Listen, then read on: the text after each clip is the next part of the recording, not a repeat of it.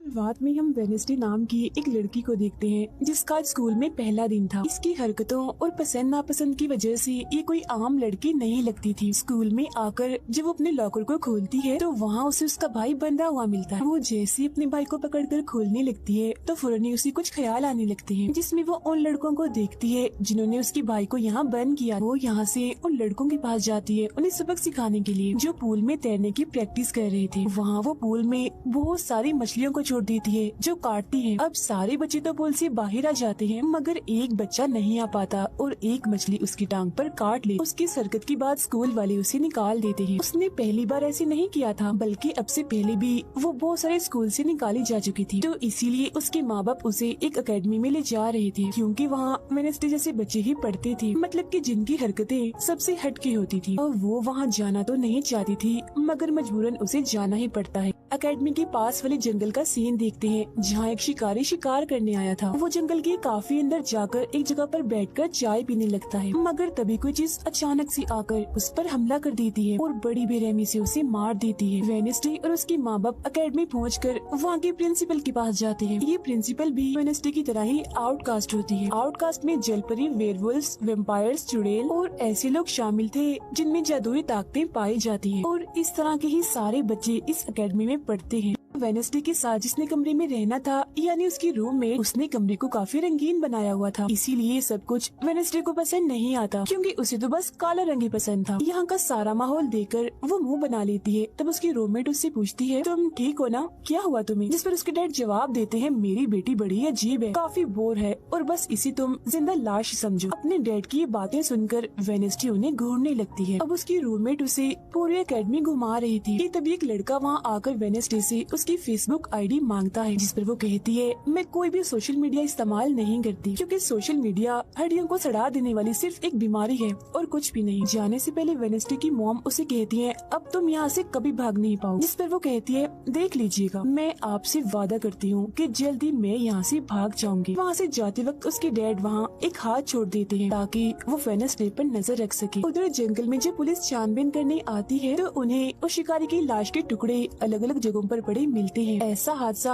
वहाँ पहली बार नहीं हुआ था, बल्कि तीसरी बार ऐसा हुआ कि एकेडमी के इस जंगल में कोई मारा गया। और वेनेसडे अपने कमरे की सारी रंगीन चीजें हटा देती है और अपने रूममेट से कहती है, शोर मत करो, कमरे में शांति बनाओ, क्योंकि ये मेरे नॉवल लिखने का वक्त। मगर वो तो गाना लगाकर डांस करने लगती है, जिससे वेनेसडे को गुस्सा आ गया था और वो उसे गाना बंद करने को कहती है। तो वो रूममेट अपने पंजे दिखाकर उसे डराने लगती है, क्योंकि वो थी एक वेयरवुल्फ, मतलब कि आधी इंसान और आधी वुल्फ। तभी इधर एक टीचर आती है जो काफी अच्छी थी और वो वेनेसडे को वेलकम के तौर पर एक फूल गिफ्ट देती। अब अगले दिन जब वेनेसडे कहीं जा रही थी तो उसके डैड का छोड़ा हुआ वो हाथ छुप छुप कर उसे देख रहा था और फिर तभी उसके ऊपर एक स्टैचू गिरने वाला था, मगर बिल्कुल ठीक वक्त पर एक लड़का जिसका नाम जेवियर है उसे बचा लेता। लेकिन इस हड़बड़ी में वो बेहोश हो गई थी और जब उसे होश आती है तो बजाय जेवियर का शुक्रिया अदा करने की वो उसे कहती है कि मुझसे ये उम्मीद मत रखना कि मैं तुम्हारी शुक्रगुजार रहूंगी, क्योंकि तुमने मुझे बचाकर गड़बड़ कर दी, मेरी इतनी अच्छी मौत को टाल दिया। जब जेवियर कहता है, मैं तुम्हें काफी पहले से जानता हूँ, जब हम 10 साल के थे तब हमारी मुलाकात हुई थी, हम दोनों खेल रहे थे तो मैं जाकर एक ताबूत में छुप गया, लोग मुझे जलाने ही वाले थे मगर तुमने मेरी जान बचा ली और आज मैंने तुम्हारी जान बचाकर हिसाब बराबर कर। वेनेसडे जब अपने कमरे में आती है तो उसे अपने बेड पर कुछ महसूस होता है। वो जैसे बिस्तर हटाती है तो वहाँ उस हाथ को देखकर फौरन उसे पकड़ लेती है और पूछती है, तुम कौन हो और यहाँ क्या कर रही हो? जिस पर वो कहता है, मुझे तुम्हारे डैड ने तुम पर नजर रखने को कहा है, वही मुझे यहाँ पर छोड़ कर गए हैं। और वो उसे कहती है, मगर आज के बाद तुम मेरे लिए काम करोगे, वरना मैं तुम्हें हमेशा हमेशा के लिए दराज में बंद कर दूंगी। तो वो इस चीज के लिए मान जाता है कि ठीक है, मैं हर तरह से तुम्हारी मदद करूँगा। अगले दिन प्रिंसिपल वेनेसडे को एक दिमागी डॉक्टर के पास ले जाती है, क्योंकि उन्हें भी ऐसा महसूस हुआ था कि वेनेसडे का दिमागी तवाज़ुन कुछ ठीक नहीं है। मगर वो वहाँ कोई बहाना बनाकर हाथ की मदद से खिड़की खोलती है और वहाँ से भाग जाती। भागते हुए वो एक आदमी से टकरा जाती है, जिससे फौरन उसे ख्याल आता है, जिसमें वो देखती है कि इस आदमी का अभी एक्सीडेंट होने वाला है, जिसमें वो मर गया है बड़ी बेरहमी से। मगर वो इस बारे में उस आदमी को कुछ नहीं बताती, क्योंकि उसे खून खराबा बहुत पसंद। वो एक होटल में जाती है है जहाँ उसकी मुलाकात एक वेटर से होती है। वो काफी परेशान दिख रहा था क्योंकि उसकी कॉफी मशीन खराब हो गई। वेनेसडे उसे कहती है, मैं तुम्हारी कॉफी मशीन ठीक कर सकती हूँ, लेकिन इसके बदले तुम्हें मुझे स्टेशन पर छोड़ना होगा, जिसके लिए वो मान भी जाता है और वेनेसडे उसकी मशीन ठीक कर देती है। जिस पर वो कहता है, बस थोड़ा सा इंतजार करो, मेरी शिफ्ट खत्म होने वाली है, फिर हम चलते। और वेनेसडे जब वहाँ बैठी इंतजार कर रही थी कि तभी कोई शरारती लड़की आकर उसे परेशान करने लगती है, जिससे उसे गुस्सा आ गया था और वो उन लड़कों को अकेले ही काफी मारती है और अच्छा सबक सिखाती है। अब इतनी ही देर में उस वेटर के डैड जो एक पुलिस ऑफिसर थे वहाँ आ जाते हैं। तोड़फोड़ देखकर जब वो अपने बेटे से इस बारे में पूछते हैं तो वो कहता है, कुछ नहीं, बस वो लड़के कस्टमर्स को परेशान कर रहे थे तो इसने उन्हें अच्छा सबक सिखा दिया। तभी यहाँ अकेडमी की प्रिंसिपल भी आ जाती है, उनसे सॉरी बोलकर वेनेसडे को यहाँ से ले जाती है। रास्ते में वो उस पर काफी गुस्सा करती है कि आखिर तुमने कैसे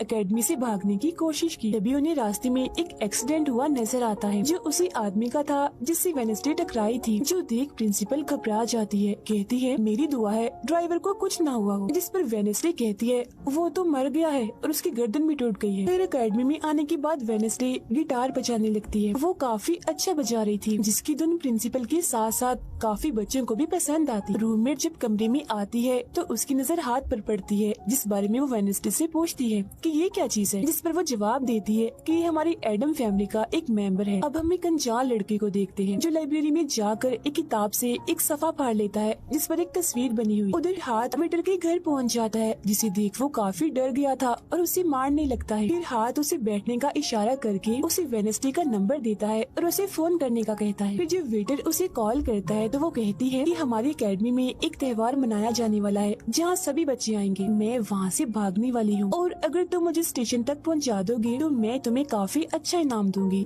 जिस पर वो वेटर मान भी जाता है। जब वो त्योहार में जाती है तो देखती है कि प्रिंसिपल की नजर मुझ पर ही है, इसीलिए वो एक आदमी को पैसे देकर प्रिंसिपल का ध्यान भटकाने का कहती है। अब वेटर वहाँ आकर वेनेसडे के जाने से पहले उसे उसके डैड का एक पुलिस रिकॉर्ड तोहफे में देता है जो उसने अपने डैड की फाइल्स में से चुराया था, क्योंकि उसके डैड एक पुलिस ऑफिसर जो थे। अब उस रिकॉर्ड को लेकर जैसे वो यहाँ से जाने लगती है तो तभी वो उस लड़के से टकरा जाती है जिसने बुक में से तस्वीर को फाड़ा था। टकराते ही वेनेसडे को उस लड़के की मौत के ख्याल आने लगते हैं कि वो थोड़ी देर में मरने वाला है, जो बहुत ही भयानक थी। वो लड़का अब जंगल की तरफ जाने लगता है तो वेनेसडे भी उसके पीछे जाती है और कहती है, रुक जाओ, जंगल में मत जाओ, तुम्हारी जान को खतरा है, तुम मर जाओगे। मगर तभी वो उसे अपने जादू से उड़ाकर पेड़ पर लगा देता है और कहता है, खतरा मुझे नहीं तुम्हें है, बल्कि तुम खुद ही खतरा हो और मैं सब लोगों को तुमसे बचा रहा हूँ। उस दिन स्टैचू को मैंने ही तुम्हारे ऊपर गिराया था। जिसके बाद वो उसे एक तस्वीर दिखाता है और कहता है, इस तस्वीर में तुम ही हो जिसे मेरी मॉम ने 25 साल पहले बनाया था और ये उस वक्त की बात है जब वो इस अकेडमी में पढ़ती थी। मरने से पहले उन्होंने कहा था कि इस लड़की यानी तुम्हें मुझे रोकना होगा, नहीं तो तुम इस अकेडमी के साथ साथ पूरी दुनिया को ही तबाह कर दोगी। वो बस वेनेसडे को मारने ही वाला था कि तभी एक बड़ा सा मॉन्स्टर आकर उस पर हमला कर देता है और बड़ी ही बेरहमी से उसे मार देता है। इसके बाद हम वेनेसडे को उसके कमरे में देखते हैं, क्योंकि उसने यहाँ से भागने के इरादे को खत्म कर दिया था, क्योंकि अब उसके दिमाग में बहुत सारे सवाल थे, जैसे कि मैं इस दुनिया के लिए खतरा कैसे हूँ, एक मॉन्स्टर ने आखिर मेरी जान क्यों बचाई, और साथ ही उसके डैड के खिलाफ पुलिस रिपोर्ट जिसमें उसके डैड के ऊपर एक कत्ल का इल्जाम था।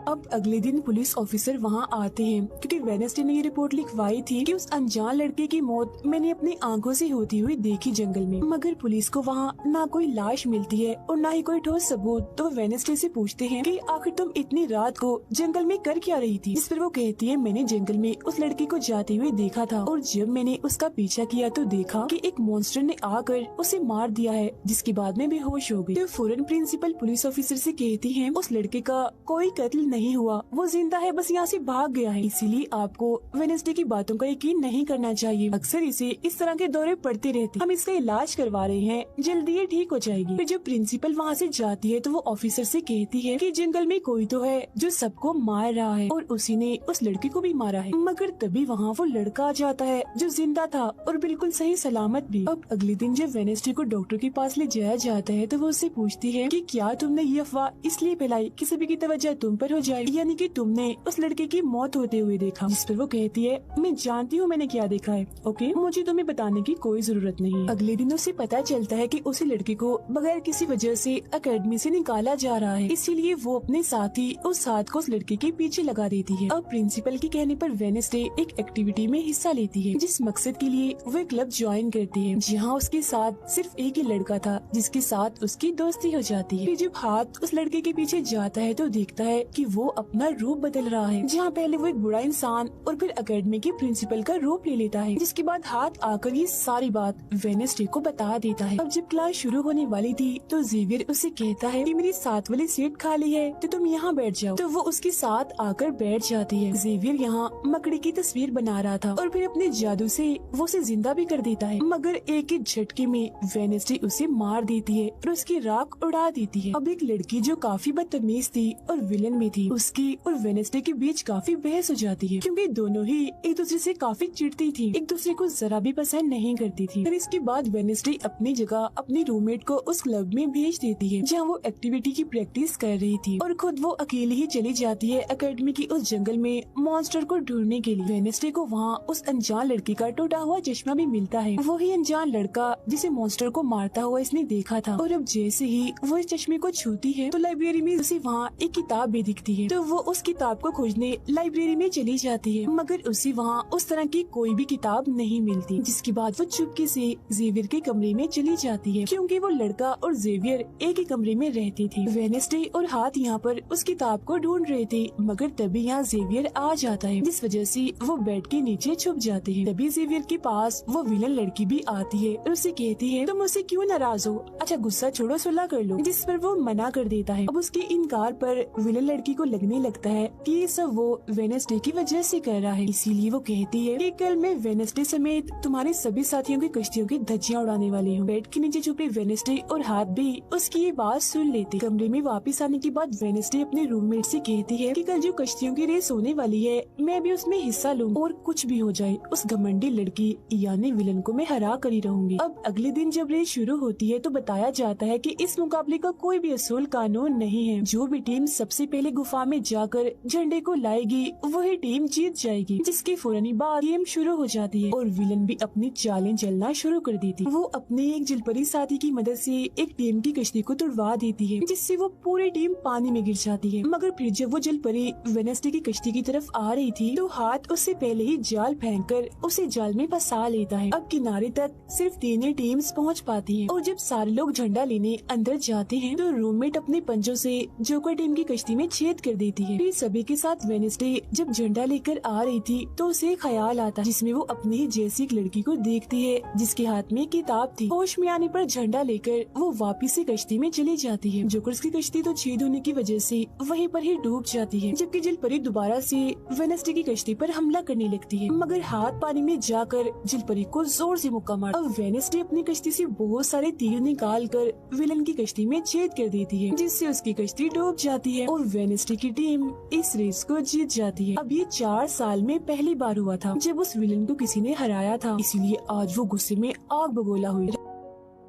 रात के वक्त वेडनेसडे एक स्टैचू के पास जाती है जिसके हाथ में किताब थी। किताब पर लिखी एक पहेली को जैसे ही वो सुलझाती है तो वहाँ एक रास्ता खुल जाता है। जैसे ही उसके अंदर जाती है तो देखती है कि यहाँ उसके मॉम डैड के अलावा और भी बहुत सारे लोगों की तस्वीरें लगी हुई हैं। उसे वहाँ वो किताब भी मिल जाती है जिसकी वो तलाश कर रही थी, मगर जैसे वो उस किताब को वहाँ से लेकर जा रही थी कि तभी अचानक से कोई आकर उस पर हमला कर देता है, जिससे वो बेहोश हो जाती है। अब उसे जैसे होश आती है तो देखती है कि उसे कुछ लोगों ने बंदी बनाया हुआ है जिन्होंने मास्क भी लगाए हुए थे, मगर उनकी आवाज सुनते ही वेडनेसडे उन्हें पहचान लेती है और कहती है कि मैंने तुम्हें पहचान लिया है, तुम अपने अपने मास्क हटा सकते हो। असल में ये लोग और कोई नहीं बल्कि विलन और उसके साथी थे। इसी दौरान वो अपनी रस्सी भी खोल चुकी थी और वहाँ से जाने लगती है, मगर जाते जाते वो कहती है तुम सब छोटे बच्चे हो, अगवा करना भी तुम्हें ठीक से नहीं आता। वापिस आने के बाद वो उस तस्वीर को किताब पर लगाकर मुकम्मल करती है जिसे उस लड़की ने किताब से फाड़ लिया था और वो उसे पढ़ने लगती। अब अगले दिन दिन प्रिंसिपल सभी बच्चों को एक प्रोजेक्ट देती है जिसमें उन्हें शहर की सारी दुकानों पर जाकर काम करना था। शहर पहुंचने के बाद वेडनेसडे जेवियर को वो किताब दिखाकर पूछती है कि क्या तुम इस किताब को पहचानते हो, जिस पर वो कहता है हाँ, इस किताब को लेकर मेरे और उस लड़के के बीच में लड़ाई भी हुई थी जिसके बारे में तुमने कहा था कि मॉन्स्टर ने उस पर हमला कर दिया था। ये किताब एक जादूगर की है और 30 सालों से भी ज्यादा पुरानी है, तो तुम इसके साथ क्या कर रही हो। ये सुन वो उससे पूछती है तुम उस जादूगर के बारे में और क्या जानते हो। वो कहता है कुछ खास नहीं, अगर तुम उस जादूगर के बारे में जानना चाहती हो तो तुम्हें उसके घर जाना होगा जो काफी पुराना एक खास घर है। अकेडमी के सारे बच्चे भी अलग अलग दुकानों में जाकर काम करने लगते हैं। वेडनेसडे एक वेट्रेस बनी थी मगर उसका नखरा गुस्सा देखकर कोई भी उसे खाने की चीज नहीं लेता। वेडनेसडे का दोस्त पेस्ट्री खा रहा था कि तभी शरारती बच्चे आकर उसे परेशान करने लगते हैं और बस फिर होना क्या था, वेडनेसडे वहाँ आती है और उन्हें खूब मारती है। इसके बाद वो अपने उस दोस्त को लेकर जादूगर के घर जाती है ताकि वो सारी सच्चाई जान सके कि आखिर बात क्या है और उस किताब के बारे में भी। उसी वहाँ जादूगर की बहुत सारी चीजें और एक पेंटिंग भी दिखाई देती है। पेंटिंग में वो उसी लड़की को किताब पकड़ी हुई देखती है जो उसे गुफा के पास भी दिखी थी उसके ख्याल में जब उनकी रेस में वेडनेसडे झंडा लेने गई। फिर उसी वहाँ इस पेंटिंग वाली लड़की की किताब भी मिल जाती है मगर वो खाली थी क्योंकि वो नकली थी। इतनी ही देर में वहाँ एक औरत आती है तो वेडनेसडे उसे असली किताब के बारे में पूछती है जिस पर वो कहती है कि वो किताब तो चोरी हो गई थी और इस वक्त तुम जहाँ खड़ी हो ये भी उस जादूगर का असली घर नहीं है। इसके बाद वेडनेसडे वेटर से मिलने उसकी होटल जाती है और उससे जादूगर के असली घर के बारे में पूछती है तो वो उसे असली घर के बारे में बता भी देता है। जहाँ से वेडनेसडे अकेली ही उस घर में चली जाती। वहाँ उसे एक बूढ़ा आदमी मिलता है जो उसे कहता है ये मेरी जगह है, मेरा घर है, निकलो यहाँ से। तब ये सुन वेडनेसडे का साथी वो हाथ उसके मुंह पर ही हमला कर देता है जिससे डरकर वो आदमी वहाँ से भाग जाता है और वेडनेसडे को यहाँ से कुछ नहीं मिलता इसीलिए वो यहाँ से जाने लगती है। मगर जब वो दरवाजे से बाहर जाती है तो फौरन उसे ख्याल आता है जिसमें वो देखती है कि वो जादूगर एक लड़की को चुड़ैल साबित करके इस घर में बंद कर देता है जहाँ उससे पहले और भी बहुत सारे लोग बंधे हुए थे। ये सारे लोग आउटकास्ट के थे, यानी कोई वेम्पायर था, कोई जलपरी, कोई वेयरवुल्फ तो कोई चुड़ैल। इसीलिए जादूगर इन सबको शैतान समझता था। इस तरह के सभी लोगों को यहाँ कैद करने के बाद वो इस पूरे घर में आग लगा देता है। वो बच्ची जिसे जादूगर ने चुड़ैल साबित किया था वो अपनी मॉम को आजाद करने की कोशिश करती है मगर नहीं कर पाती क्योंकि सभी लोगों को जंजीर की मदद से जमीन के साथ बांधा हुआ था। सिर्फ वो बच्ची ही आजाद थी, इसीलिए अपनी माँ के कहने पर उसे बेसमेंट के जरिए वहाँ से भागना पड़ता है। जिसके बाद वो जादूगर जो बेहद ही जालिम था सभी आउटकास्ट के लोगों को जला देता है। तभी वो लड़की वेडनेसडे के पास आती है और कहती है वो बहुत ही जालिम है, हम सबको मार देगा। तब इतनी ही देर में वो जादूगर भी वहाँ आ जाता है जिससे वेडनेसडे डर जाती है और वापिस से होश में मतलब कि मौजूदा वक्त में आ जाती है। होश में आते वो हाथ से कहती है मैंने उस लड़की को देख लिया, उसने मुझसे बात भी की, मुझे लगता है वो मेरे खानदान की कोई मेंबर है। तभी यहाँ जंगल वाला मॉन्स्टर आकर इस घर पर हमला कर देता है मगर जब उसकी नजर वेडनेसडे पर जाती है तो वो यहाँ से भाग जाता है। वेडनेसडे और हाथ उसका पीछा करते हैं मगर देखते हैं कि मॉन्स्टर के कदमों के निशान तो इंसानी पैरों के निशान में बदल गए। अगले दिन उस जादूगर की मूर्ति को इज्जत के तौर पर इस जगह पर लगाया जाने वाला था क्योंकि शहर के लोग तो उसे अपना हीरो ही मानते थे और आज वेडनेसडे को वहाँ गिटार बजाने के लिए बुलाया गया था। लेकिन वो लोग जैसे मूर्ति लगाकर अपना काम करने लगते हैं तो तभी वो हाथ तीली फेंक मूर्ति को आग लगा देता है क्योंकि वेडनेसडे के कहने पर उसने पहले ही मूर्ति पर पेट्रोल डाल दिया था। आग देखकर सारे लोग वहाँ से भाग जाते हैं मगर वेडनेसडे अभी भी वहाँ बैठी गिटार बजा रही होती है। साथ ही वो मूर्ति को जलता हुआ देखकर खुश भी हो रही थी। अब प्रिंसिपल को वेडनेसडे पर ही शक था मगर उसके खिलाफ प्रिंसिपल के पास कोई सबूत नहीं था। अब जादूगर के जिस पुराने घर में वेडनेसडे गई थी जहाँ वो बूढ़ा आदमी था वो अभी भी वही रुका हुआ था मगर तभी वो मॉन्स्टर वहाँ आता है और उस बूढ़े आदमी पर हमला कर देता है। लेकिन मरते मरते वो बूढ़ा आदमी मॉन्स्टर की 2-3 तस्वीरें अपने कैमरा में बना ही लेता है। पुलिस को जब ये खबर मिलती है तो फौरन छानबीन करने पहुँच जाती है जहाँ उन्हें बूढ़े आदमी के कैमरा से मॉन्स्टर की तस्वीर भी मिल जाती है।